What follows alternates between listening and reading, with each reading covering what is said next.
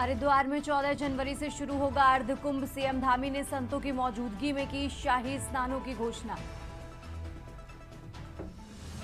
नैनीताल जिला पंचायत के अध्यक्ष व उपाध्यक्ष पद के चुनाव में हुआ बवाल। निष्पक्ष चुनाव कराने को लेकर दायर जनहित याचिका पर हुई सुनवाई।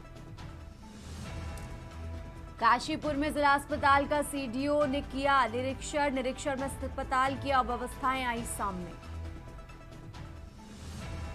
कोटद्वार में बाबरी मस्जिद निर्माण के प्रस्ताव पर विवाद गहराया। किसान ने जमीन देने से किया इनकार।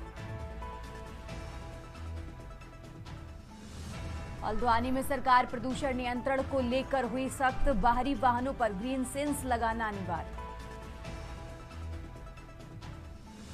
देहरादून रियल कॉलिबर प्रोडक्शंस ने की प्रेस वार्ता। फिल्म विद्या ने सपनों की उड़ान का पोस्टर किया लॉन्च। आप देख रहे हैं के न्यूज, खबरों का सारथी।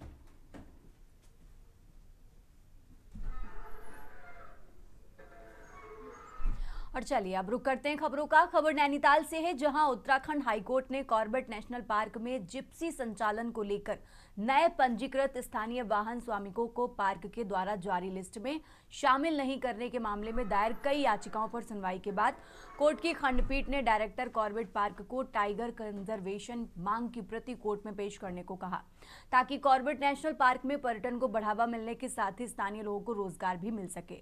इस पर फैसला लिया गया। आपको बता दें कि स्थानीय निवासी तक्षु सावित्री अग्रवाल व अन्य ने उच्च न्यायालय में याचिका दायर कर कहा कि कॉर्बेट पार्क में जिप्सी के लिए लॉटरी प्रक्रिया मांग लेने के लिए जो गाइडलाइन बनाई गई है, सभी परमिट होल्डर जिनके पास वैलिड परमिट है और शर्तों को पूरा कर रहे हैं, उनको इसमें प्रतिभाग न करने की वजह से जिप्सी संचालक बेरोजगार हो गए हैं। नए बेरोजगारों को रोजगार नहीं मिल पा रहा है, जबकि वो भी स्थानीय लोग हैं, उनको भी रोजगार दिया जाए। इसके जवाब में सरकार की तरफ से कहा गया कि जिनको परमिट दिया गया मानकों के अनुरूप दिया गया है और जो मानक पूर्ण नहीं करते हैं उन्हें लिस्ट से बाहर किया गया है।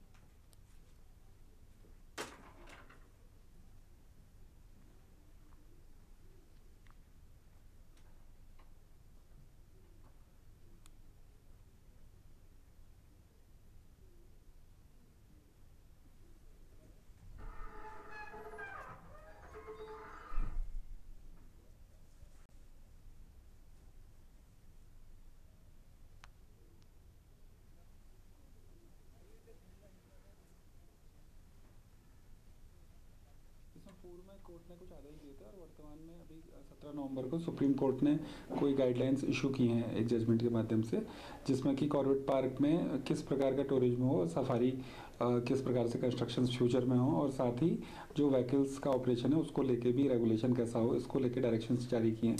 तो आज उसके ही लाइट में कोर्ट ने सुनवाई की थी और डायरेक्टर कॉर्बेट पार्क को आदेशित किया है कि वो टाइगर कंजर्वेशन प्लान की जो प्रति है वो कोर्ट में पेश करें, ताकि इस चीज़ को एग्जामिन किया जा सके कि कैसे मैक्सिमम टूरिज्म होने के साथ साथ मैक्सिमम कंजर्वेशन दोनों को बैलेंस किया जा सके। और अब खबर उधम सिंह नगर से है, जहां गूलर भोज शैक्षिक अनुसंधान एवं प्रशिक्षण परिषद नई दिल्ली द्वारा क्षेत्रीय शिक्षा संस्थान भोपाल में आयोजित राष्ट्रीय बाल वैज्ञानिक प्रदर्शनी में सर्व इंडिया इंटर कॉलेज रोशनपुर में अध्ययनरत दीपक सिंह ने प्रतिभाग कर विद्यालय व प्रदेश का नाम रोशन किया है। कार्यक्रम में मुख्य अतिथि विश्वास कैलाश सारंग, कैबिनेट मंत्री, खेल मंत्री एवं युवा कल्याण मंत्री मध्य प्रदेश सरकार द्वारा दीपक सिंह को स्मृति चिन्ह, प्रशस्ति पत्र व मेडल के साथ सम्मानित किया। आपको बता दें कि दीपक ने साल 2024 में आयोजित विज्ञान महोत्सव में ब्लॉक स्तर, जनपद स्तर व राज्य स्तर में प्रथम स्थान प्राप्त किया था, जिसके परिणाम स्वरूप दीपक को राष्ट्रीय स्तर पर प्रतिभा करने का अवसर प्राप्त हुआ।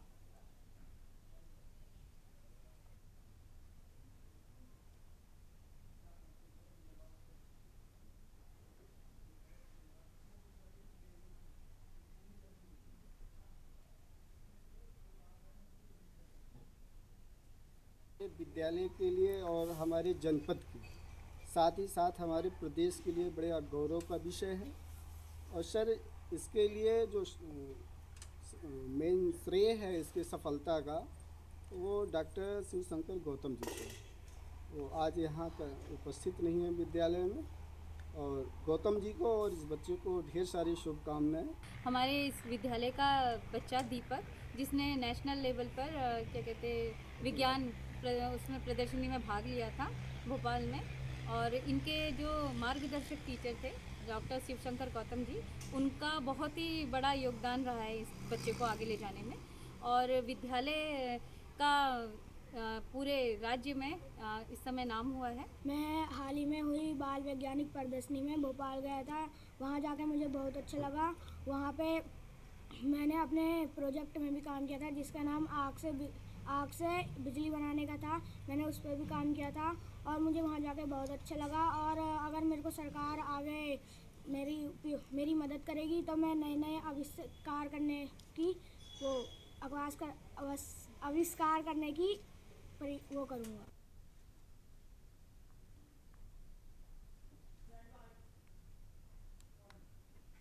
और अब खबर देहरादून से है, जहां कैबिनेट मंत्री गणेश जोशी ने मसूरी विधानसभा क्षेत्र में चल रहे विकास कार्यों और आपदा प्रभावित क्षेत्रों में पुनर्निर्माण प्रगति की समीक्षा की है। कैंप कार्यालय में हुई बैठक में लोक निर्माण विभाग, जल संस्थान, पेयजल निगम, सिंचाई और जिला प्रशासन के अधिकारी मौजूद रहे। मंत्री गणेश जोशी ने सभी विभागों को आपसी समन्वय के साथ काम करते हुए पेयजल, सीवर लाइन, सड़क मार्ग, विद्यालय, पंचायत भवन और सुरक्षात्मक कार्यों से जुड़े प्रस्तावों को आपदा मद में तैयार कर शीघ्र स्वीकृति हेतु भेजने के निर्देश दिए हैं।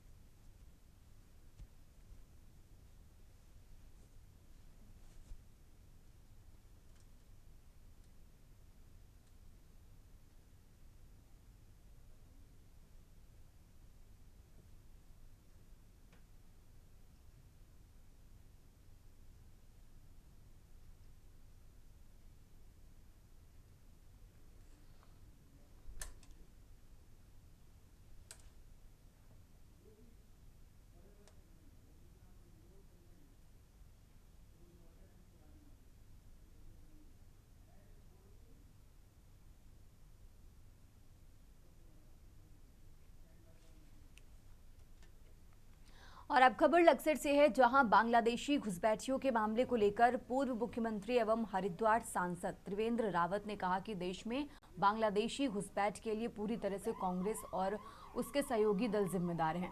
कांग्रेस ने वोट बैंक के चक्कर में बांग्लादेशियों को पनाह दी, उनके प्रमाण पत्र बनाकर उनकी जड़ों को मजबूत करने का काम किया, लेकिन अब भाजपा सरकार इन्हें इनके अंजाम तक पहुंचाने का काम कर रही है।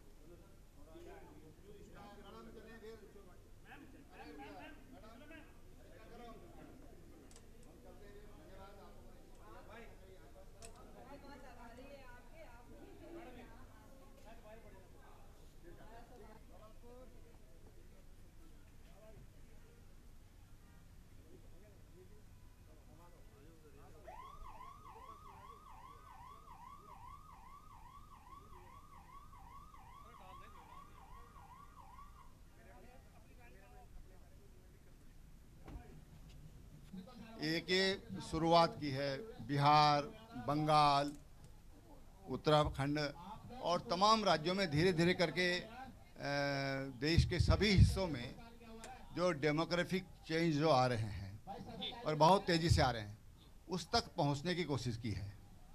और अब कोई भी घुसपैठिया बच नहीं पाएगा, ये बात सुनिश्चित है।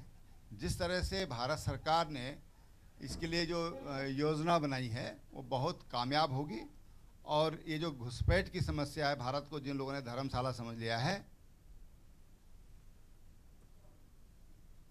आगे बढ़ते खबरों में, जनपद हरिद्वार पुलिस के मादक पदार्थ तस्करी विरोधी विशेष अभियान के तहत मंगलौर पुलिस को बड़ी सफलता हाथ लगी है। सघन चेकिंग के दौरान पुलिस ने 55 लाख रुपए से ज्यादा की अवैध स्मैक बरामद करते हुए एक अंतर्राज्यीय स्मैक तस्करों को रंगे हाथों गिरफ्तार किया है। ये कार्रवाई हरिद्वार पुलिस द्वारा चलाए जा रहे ड्रग्स फ्री देवभूमि मिशन के अंतर्गत की गई है।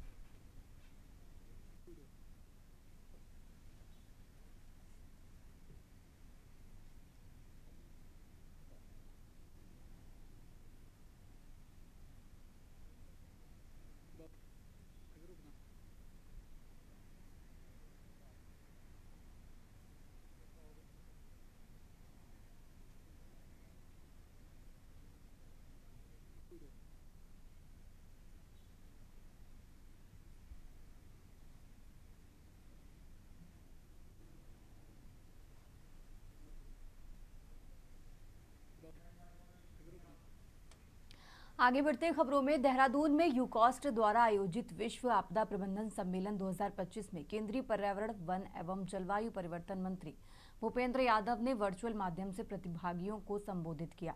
उन्होंने सिलक्यारा विजय अभियान को भारत की आपदा प्रबंधन क्षमता का ऐतिहासिक उदाहरण बताते हुए कहा कि यह अभियान मजबूत नेतृत्व, वैज्ञानिक दक्षता और टीम भावना का प्रमाण है। यादव ने कहा कि पीएम मोदी के नेतृत्व में भारत आपदा प्रबंधन में वैश्विक स्तर पर नई पहचान बना रहा है।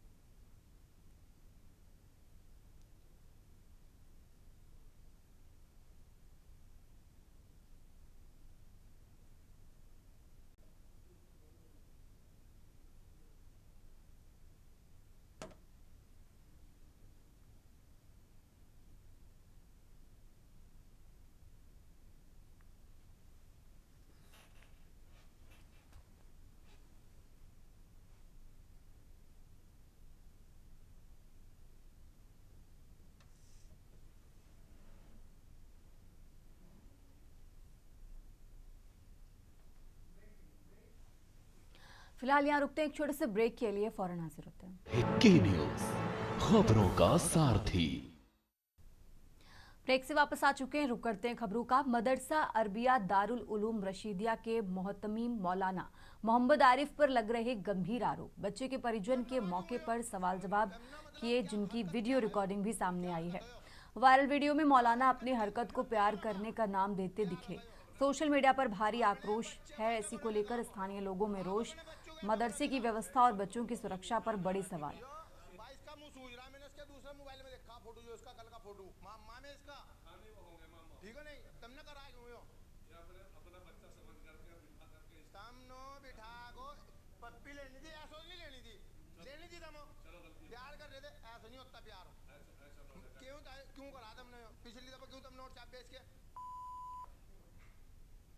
आगे बढ़ते हैं खबरों में। बॉलीवुड फिल्मों में बाल कलाकार की भूमिका निभाने के बाद विकासनगर के युवा ओजस्वी त्यागी अब रैंप वॉक पर अपना जलवा बिखेरने जा रहे हैं।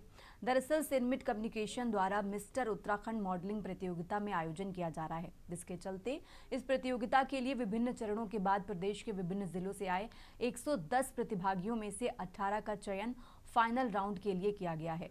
इन 18 प्रतिभागियों में एक विकासनगर के ओजस्वी त्यागी भी खास हैं। खास बात यह भी है कि ये पहला मौका होगा जब पचवादून क्षेत्र से किसी युवा का चयन इस तरह की प्रतियोगिता के मुख्य आयोजन के लिए हुआ है, जिससे क्षेत्र के लोगों सहित ओजस्वी के परिजन भी काफी खुश हैं, जिन्होंने इंस्टाग्राम के जरिए हो रही वोटिंग में ओजस्वी को सहयोग करने की अपील की है।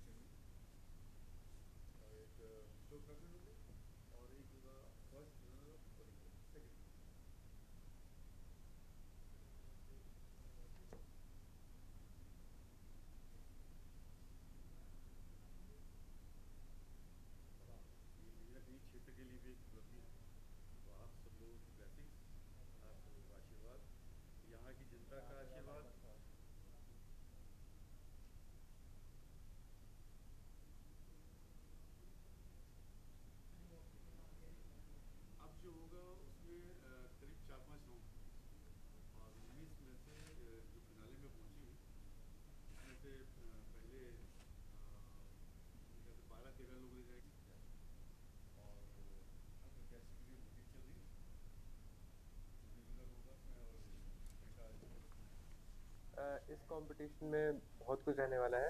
30 तारीख को कंपटीशन होगा सेंट्रियो मॉल 6th फ्लोर पे, और इसमें पहले राउंड होगा अटायर का राउंड। इसमें 3 राउंड्स होने वाले हैं, एथनिक, कैजुअल्स और सूट्स। उसके बाद जो टोटल 19 फाइनलिस्ट हमारे हुए हैं उसमें से टॉप 10 शामिल होंगे, उसमें से फिर एलिमिनेट करके टॉप 7 रहेंगे और उसके बाद टॉप 5 रहेंगे। उसमें से जो टॉप 5 होंगे उनमें एक विनर रहेगा और फोर्थ जो 4 लोग हैं वो रनर अप्स रहेंगे। जैसे कि आपको पता है कि सिमिट कम्युनिकेशन की तरफ से इस बार मिस्टर उत्तराखंड 2025 देहरादून में हो रहा है और 30 तारीख को सेंट्रल मॉल में, और पहली बार पचपादून से इसमें बेटे का सिलेक्शन हुआ है जो फिनाले में पहुंचा है, वो यशस्वी त्यागी।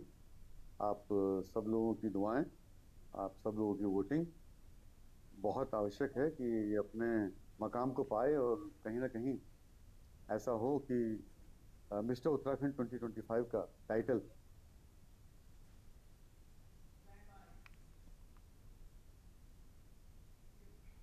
आगे बढ़ते हैं खबरों में। सितारगंज शक्ति फॉर्म के बैकंठपुर गांव में वन विभाग की टीम ने छापेमारी कर अवैध लकड़ी का जखीरा बरामद किया है। वन विभाग की टीम आरोपी तस्कर के 2 संदिग्ध कैमरों की तलाशी के लिए बिना ही लौट आई। इसके बाद आसपास चर्चा का माहौल बना हुआ है। वन विभाग की टीम ने निरंजन बढ़ई के आवास पर छापेमारी कर लगभग 1018 नग विभिन्न प्रकार की अवैध लकड़ी बरामद की है, जिसमें सागौन शीशम के 250 फ्रेम भी शामिल हैं।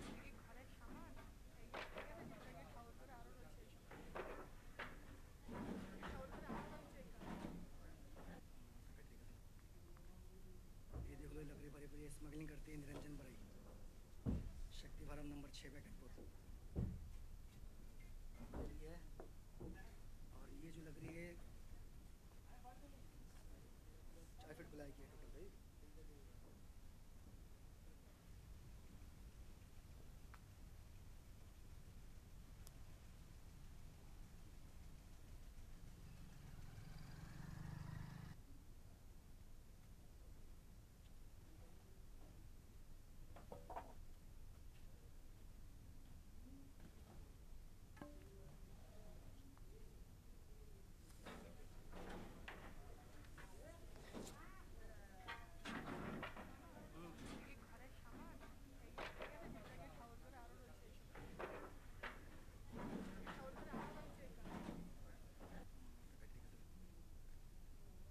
लकड़ी भरी भरी स्मगलिंग करते हैं निरंजन बढ़ई, शक्ति फार्म नंबर 6 बैकंठपुर।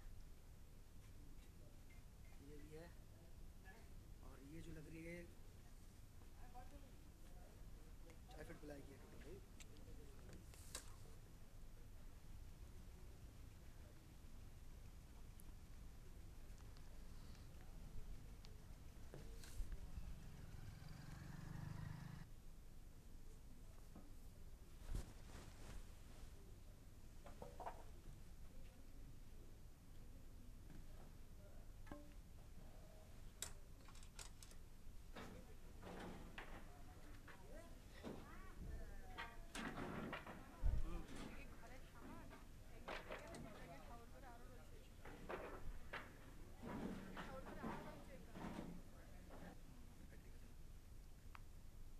लकड़ी भरी भरी स्मगलिंग करते हैं निरंजन बढ़ई, शक्ति फार्म नंबर 6 बैकंठपुर।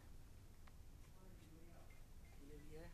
आगे बढ़ते खबरों में। रुड़की के 2 युवा नशेबाजों ने दुनिया के सबसे बड़े खेल मंचों में से एक 25वें समर डेफ ओलंपिक में भारत का तिरंगा बुलंद कर दिया है। जापान के टोक्यो में आयोजित इस प्रतियोगिता में शौर्य सैनी और अभिनव देशवाल ने शानदार प्रदर्शन करते हुए सिल्वर मेडल अपने नाम किए, और जब ये दोनों होनहार खिलाड़ी स्वदेश लौटे तो रुड़की की धरती ने उनका ऐसा स्वागत किया जिसने पूरे शहर को जश्न में बदल दिया।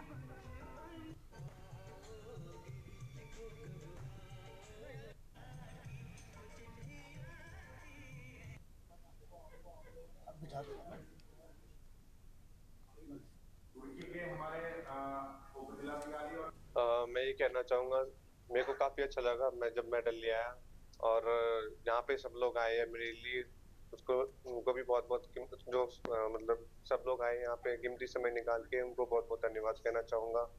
और जो मैंने मेडल जीता है वो सिल्वर मेडल था और 53 पोजीशन इवेंट था मेरा।